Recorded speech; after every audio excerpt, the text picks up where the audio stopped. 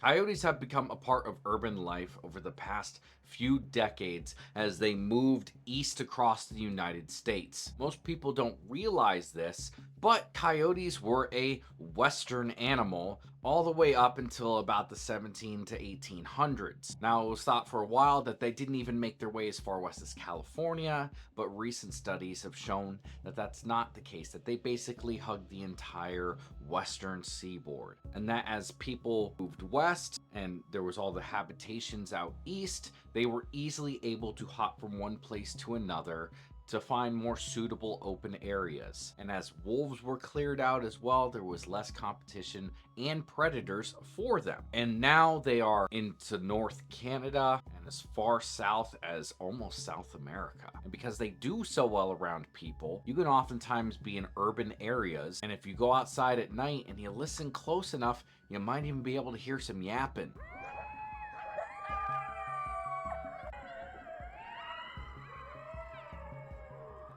And no, it's not always me. But out of the few million coyotes there are, and numbers are kind of hard to estimate, attacks on people are actually quite rare. So just like the dingo ate my baby situation, but if there was an attack from a coyote that ended up killing a human, well, it might have some controversy behind it, but there are such cases where, unfortunately, a coyote killed somebody. And unfortunately, that somebody was a 3-year-old named Kelly Keene, but not just her. There is another.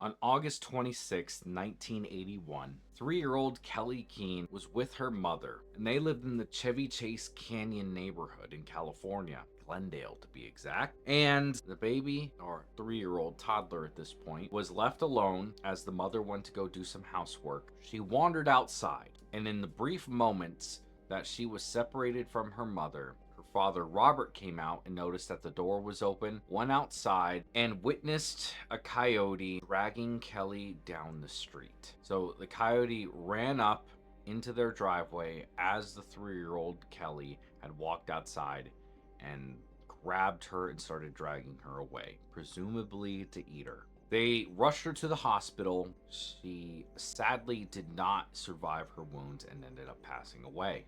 The cause of death was a broken neck and loss of blood. So this was a horrific incident that these parents had to go through. Their child was literally right there one second and grabbed and dragged away the next. And right after all this happened, the Glendale commissioners devised a plan to go and kill a bunch of coyotes, basically. And in a half-mile radius of the Keene's house, they had trapped and killed 55 coyotes, all within an 80-day period. So they put in some work and got rid of at least the coyotes in the area.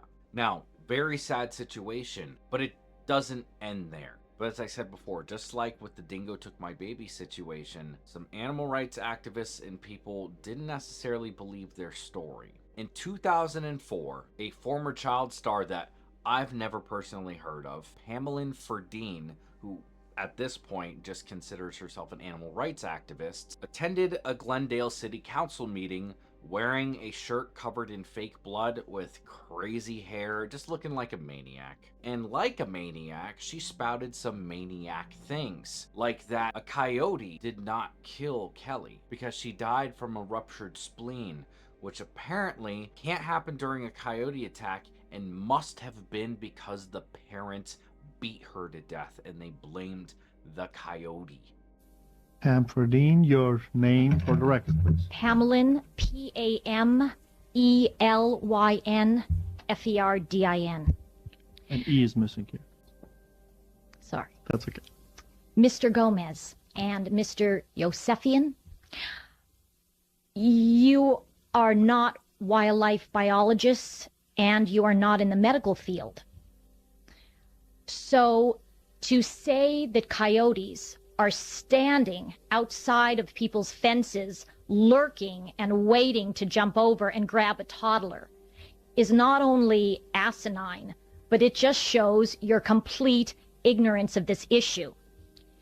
over 24 years ago, the child you talked about in an unsupervised area was allegedly killed by a coyote. That child had a ruptured spleen from the medical records, and as an RN who works in the emergency room, that comes from blunt trauma. Blunt trauma comes from a beating, not a bite to the spleen. More children die from bee stings in a month than have gotten hurt by a coyote in the history of this city. Are you going to start snaring bees? So please, do not kill and trap coyotes and the other animals that get caught in these traps accidentally, like birds and dogs and cats and children walking around in these areas where there are traps. Until the killing is stopped, we will not back down. The parents of Kelly, Robert and Kathy, watched this whole thing unfold on TV and marched right down there and was like, go fuck yourself. No, that's not what happened at all. And I applaud them. I would have done the same thing. I probably would have had way more choice words than I guarantee they said. They even brought her death certificate and was like, you see this right here? This is what happened. Got a broken neck and bled out from a coyote attack. She did not die from a punctured spleen. And as horrific as this case is, and it was a very sad and horrific thing, this is the only time a coyote has killed a person in the United States. Not North America though, because Taylor Mitchell, who was an indie singer from Canada, the Great White North, was on a walk in the Cape Breton Highlands National Park when she was attacked by a bunch of coyotes, a whole pack. This happened on October 7th, 2009. And unfortunately, she did not make it. She was killed by this pack of coyotes in this park, which is kind of a crazy thing because coyotes are not known to attack large prey. That's one of the reasons that we're just not on the menu for them. But it's thought that the reason that she was attacked was because all of the snowshoe hare in the area had been hunted out. Like there was high predation on them. There wasn't much small prey that these coyotes would normally go after. So they went after larger prey.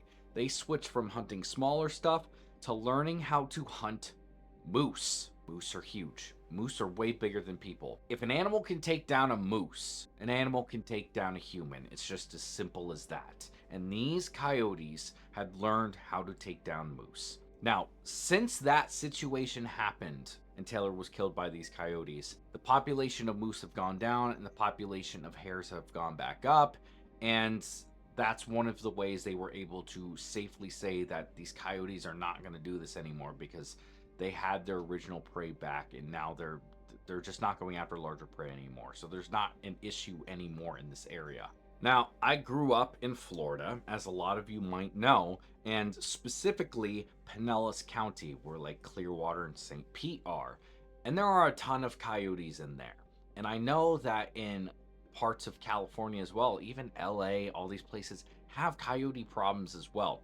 The thing about coyotes is that they're small enough where they can easily hide in the biggest cities, no problem, during the day. And at night, they can come out and they'll look for whatever they can find. They'll scavenge. They're omnivores, so they'll eat plant and animal material, but they'll go through trash.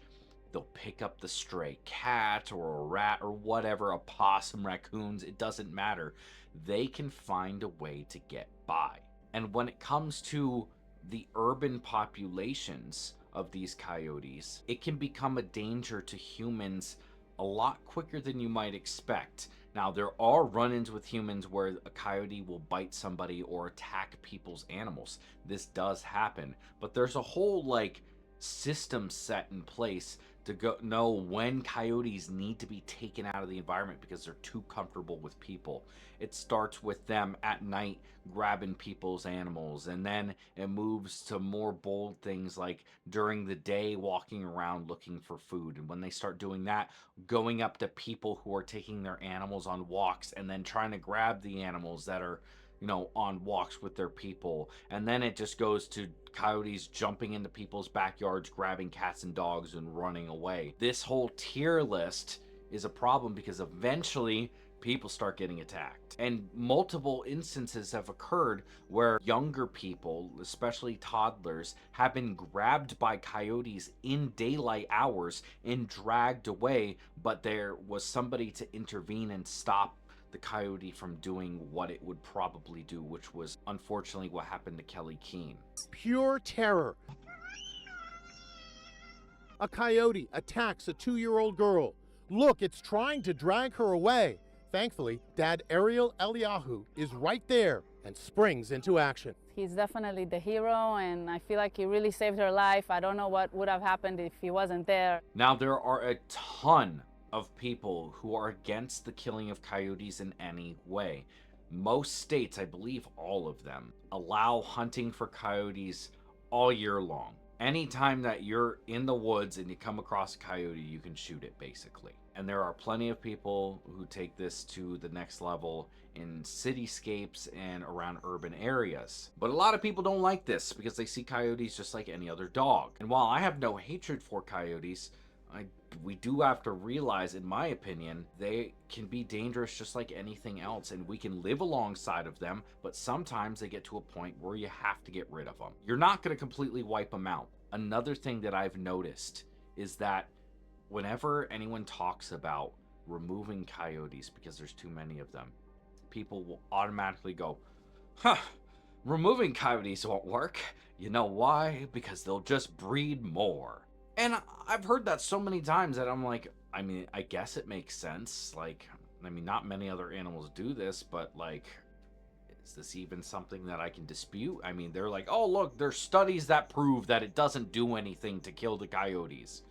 Okay, so I looked into it a little bit, and the only things I could really find any sort of support for this were people saying that it wouldn't help ranchers to kill the coyotes that are predating their calves. But the only thing that this actually shows is that the more coyotes you kill, if they're eating cattle, will just make it so that there are more cattle predations, because those animals are going to go for the easiest thing they can to feed the young. That has nothing to do with the coyote populations. That just has to do with the types of prey that they're going to go after instead of going after what you want them to. But every other situation I can find, there's no studies that prove that killing coyotes doesn't actually reduce the population. Every single time I would click on an article and it says a study here or some studies say, it literally goes to nothing. It doesn't go to a study. There are no studies that I can find. So if you have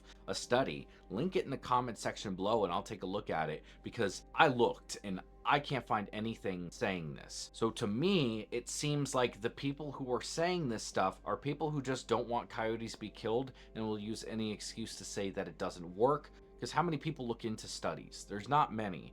And especially something like this, you say, well, studies show that it actually doesn't do anything. I mean, people are still doing it. The coyote populations aren't really growing. They're just expanding to different areas. So I don't know how true that is.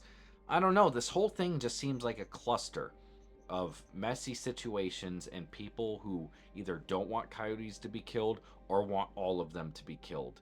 And it's just a weird situation. It's a lot like the wolves, except coyotes were actually successful and aren't being wiped out and are expanding their range. It just, they have a better grasp of taking advantage of ecosystems. Not saying anything disparaging against wolves. Coyotes are really good at what they do, and what they do is survive. I tip my cap to coyotes, and although these couple situations that I've talked about are horrific and I feel for the families and to the people that lost their lives. This is a rare thing. It's literally only happened twice that we know of. And for what a coyote is, I think that does speak volumes to how it's something that we can manage to live alongside. Let me know what you think down below. If you have not joined the Discord yet, the link will be in the description for that down below. Seriously, thank you guys for watching. I look forward to seeing you on the next one. Peace.